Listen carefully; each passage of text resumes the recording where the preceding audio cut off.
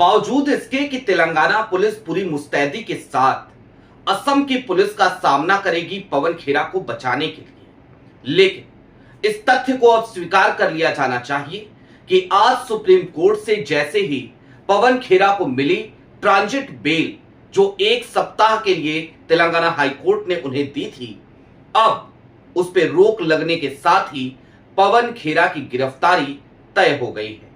लेकिन क्या यह गिरफ्तारी यूं ही हो जाएगी? क्या पवन खेरा आराम से गिरफ्तार हो जाएंगे? क्या गिरफ्तारी से पहले वो कुछ बड़ा करने की प्लानिंग कर रहे हैं, जिसको लेकर मैंने कल ही आपको इशारा किया था? सारी बातें जरा विस्तार से करेंगे और समझने की कोशिश करेंगे कि हिमंता बिस्वा शर्मा चाहे जितने भी हाथ पैर मार रहे हों, चाहे जितनी भी छटपटाहट उनके भीतर हमें नजर आ रही हो, उस सब के पीछे कहीं ना कहीं पवन खेरा की वो बड़ी तैयारी है, जिसकी वजह से हिमंता की रातों की नींद और दिन का चैन खो सा गया है। नमस्कार, मैं स्वप्निल और आप मुद्दा देख रहे हैं। दोस्तों, आगे बढ़े उससे पहले वही छोटी सी अपील। मुद्दा इन दिनों एक गंभीर आर्थिक संकट से जूझ रहा है। एक तरफ हमारे मेन बैंक अकाउंट्स बीते लंबे समय से फ्रीज चल रहे हैं, तो दूसरी तरफ हमारे 2.5 साल पुराने चैनल को हमसे लंबे समय तक छीन कर रखा गया था। ऐसे डे टू डे ऑपरेशंस में मुद्दा को काफी मुश्किलों का सामना करना पड़ता है। लिहाजा आपसे गुजारिश है, यदि आप चाहें तो स्क्रीन पर दिख रहे क्यूआर कोड या फिर के नीचे दिख रहे यूपीआई नंबर्स के जरिए मुद्दा की छोटी छोटी मदद जरूर कीजिएगा, ताकि हमारी बेबाकी यूं ही बरकरार रहे। आज सुप्रीम कोर्ट में पवन खेरा के मामले की सुनवाई हुई। तेलंगाना हाई कोर्ट के उस ट्रांजिट बेल को चुनौती दी थी असम सरकार ने, और जो टिप्पणियां आई बेंच की तरफ से, उनकी समीक्षा करना भी जरा ज्यादा जरूरी है। उसके बाद पवन खेरा की बड़ी तैयारी की तरफ चलेंगे। माननीय सुप्रीम कोर्ट की बेंच ने कहा, जेके महेश्वरी, जस्टिस जेके महेश्वरी और जस्टिस अतुल एस चंदुलकर, ये 2 माननीय जज, इनकी बेंच की तरफ से आज कहा गया कि हमें आश्चर्य होता है। किस बात पे आश्चर्य जताया इन्होंने?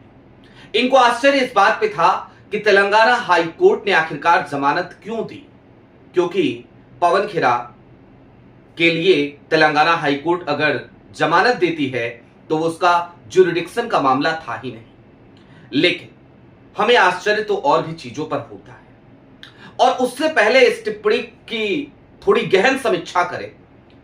इस बात को ध्यान में रखा जाना चाहिए कि तेलंगाना हाई कोर्ट ने कोई नियमित बेल नहीं दी थी, अंतरिम राहत प्रदान की थी, सिर्फ 1 सप्ताह की मोहलत दी थी, 1 सप्ताह की ही जमानत दी थी पवन खेरा को। लिहाजा उस पर स्टे जो लगा है वो कई सवाल खड़े करता है। लेकिन माननीय जज साहिबान, आश्चर्य तो हमें इस बात पे भी होता है कि उमर खालिद की जमानत याचिकाएं बार बार खारिज होती हैं। आश्चर्य तो हमें इस बात पर भी होता है कि एसआईआर के दौरान जिस तरीके से तमाम बीएलओज की मौत हुई, एसआईआर के दौरान जिस तरीके से तमाम लोगों के वोट कटे, उन तमाम चीजों पर सुप्रीम कोर्ट की ठंडी प्रतिक्रियाएं भी हमें आश्चर्य में डालती रही। खैर, आप माननीय हैं, न्यायपालिका के सर्वोच्च पायदान पर आप बैठे हैं, लिहाजा आप पर हम कोई टिप्पणी नहीं करेंगे, निवेदन ही कर सकते हैं, निवेदन कर रहे हैं। लेकिन अब जरा आगे बढ़िए, पवन खेरा की तैयारी की तरफ चलते हैं और समझने की कोशिश करते हैं कि पवन खेरा किस मुस्तैदी के साथ एक अलग सी तैयारी में जुटे पड़े थे बीते कुछ दिनों से।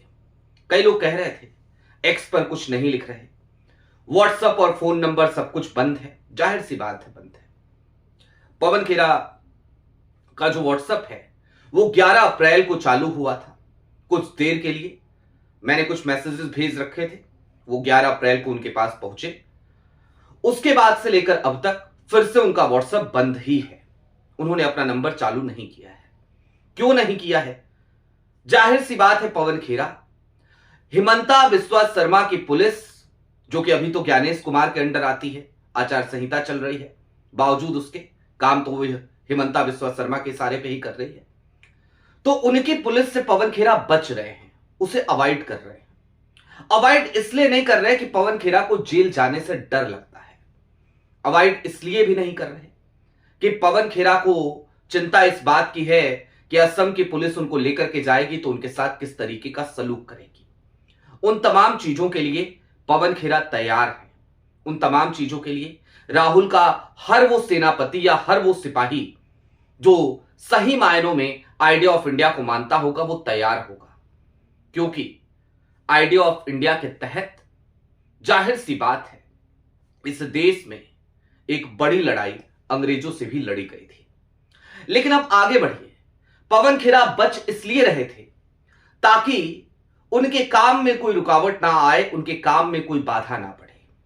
हिमंता बिस्वा शर्मा के प्रेस कॉन्फ्रेंस जो हुई थी 5 अप्रैल को दोनों जगहों पे, दिल्ली और गुवाहाटी में, वो सिर्फ और सिर्फ पहला अध्याय था।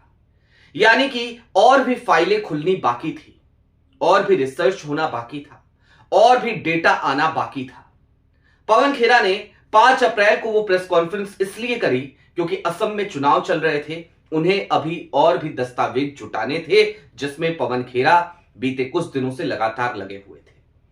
अब आज की तारीख में सुप्रीम कोर्ट से जैसे ही ट्रांजिट बेल पर स्टे लग गया है और पवन खेरा को नोटिस जारी करके 3 सप्ताह के भीतर जवाब मांगा गया है, तो पवन खेरा के पास एक विकल्प बचा है।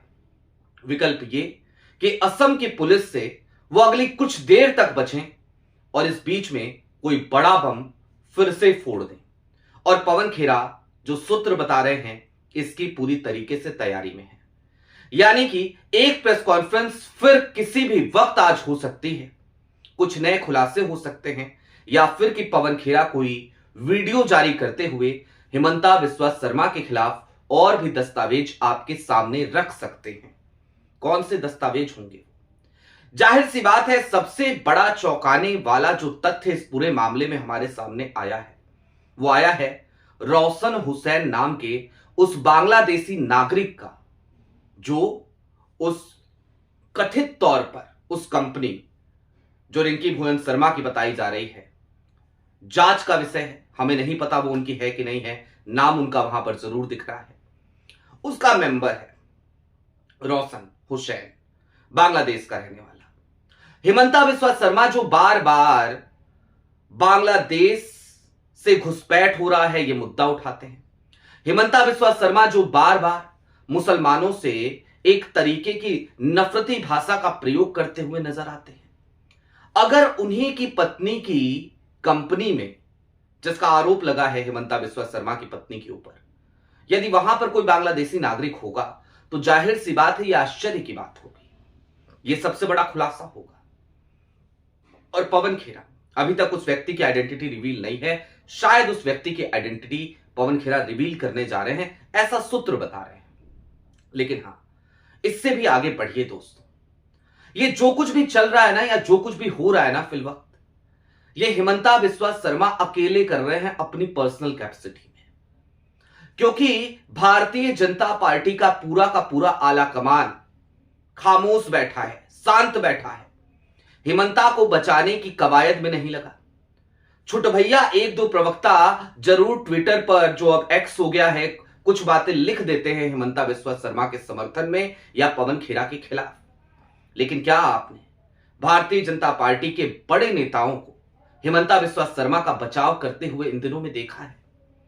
और भारतीय जनता पार्टी के बड़े नेताओं की यह खामोशी भी इस बात की तस्दीक करती है कि निश्चित तौर पर पवन खेरा ने जो कुछ भी कहा उसमें कुछ न कुछ तो सच्चाई होगी। मैं फिर कह रहा हूं, यह जांच का विषय है, जांच हम और आप नहीं कर सकते, जांच इस देश की सरकार ही कर सकती है, या फिर कि शायद कर रही होगी या कर चुकी होगी। दूसरी तरफ स्थितियां कांग्रेस में बिल्कुल इतर है। कांग्रेस का हर नेता, छोटे से लेकर बड़ा तक, वो पवन खेरा के साथ मजबूती से खड़ा है। कुछ लोग कह रहे थे कि राहुल गांधी पवन खेरा के साथ नहीं खड़े हैं, राहुल गांधी पवन खेरा को लेकर कुछ बोल नहीं रहे।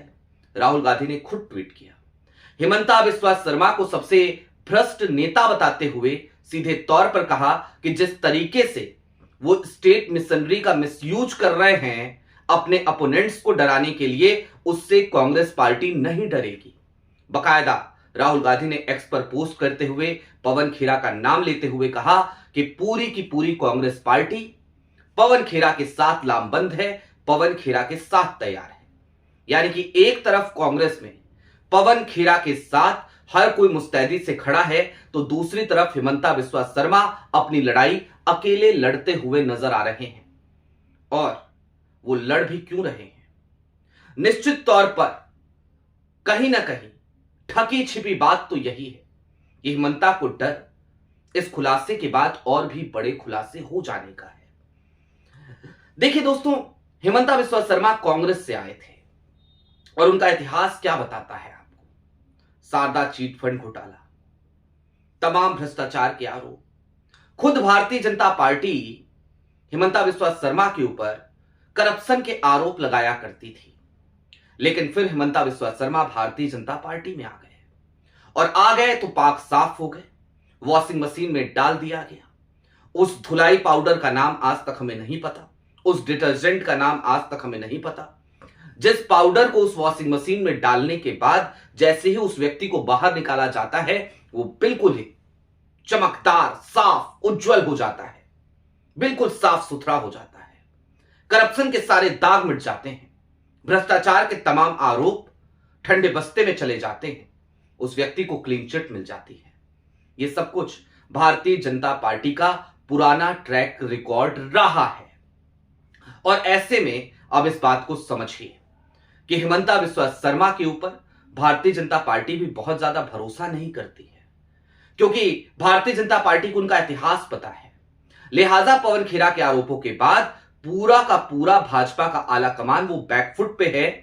बैकफुट पे तो हिमंता भी चले गए, अपना पूरा कैंपेन डिरील भी कर दिया। अब आज का दिन बेहद महत्वपूर्ण दिन है। दो खबरें एक साथ आ सकती हैं। एक खबर तो ये कि चूंकि जमानत रद्द हो चुकी है, तो असम की पुलिस कभी भी तेलंगाना जाकर या पवन खेरा इस वक्त जहां कहीं भी होंगे वहां पर पहुंचकर उन्हें गिरफ्तार करने की कवायद में लगी हुई आपको नजर आ सकती है। थोड़ी मोड़ी मशक्कत के बाद पवन खेरा की गिरफ्तारी भी आज हो सकती है। तो दूसरी तरफ पवन खेरा गिरफ्तारी से पहले कोई बड़ा बम किसी भी वक्त फोड़ सकते हैं, क्योंकि पवन खेरा अवॉइड असम की पुलिस को इसीलिए कर रहे थे ताकि उनके काम में कोई बाधा ना आए, वो अपने रिसर्च को जारी रख सकें और वो और भी ज्यादा बड़े खुलासों के साथ हिमंता बिस्वा शर्मा की घेराबंदी कर सके। देखना दिलचस्प होगा कि आज की तारीख में होता क्या है और साथ ही साथ सुप्रीम कोर्ट का यह फैसला। कोई बात नहीं, माननीय जज साहब, आश्चर्य हमें भी बहुत सारी चीजों पे होता है, लेकिन क्या करें, हम तो आम आवाम हैं, आश्चर्य ही कर सकते हैं। जज साहिबान को आश्चर्य होता है तो फिर फैसला आ जाता है। आपकी क्या राय है दोस्तों, वो हमें कमेंट बॉक्स में जरूर बताइएगा। अभी के लिए दीजिए इजाजत। चलते चलते फिर वही अपील, चैनल पे नए हो तो सब्सक्राइब करते हुए जाइएगा, सक्षम हो तो छोटी छोटी मदद मुद्दा की जरूर कीजिएगा, ताकि हमारी बेबाकी यूं ही बरकरार रहे। बहुत शुक्रिया।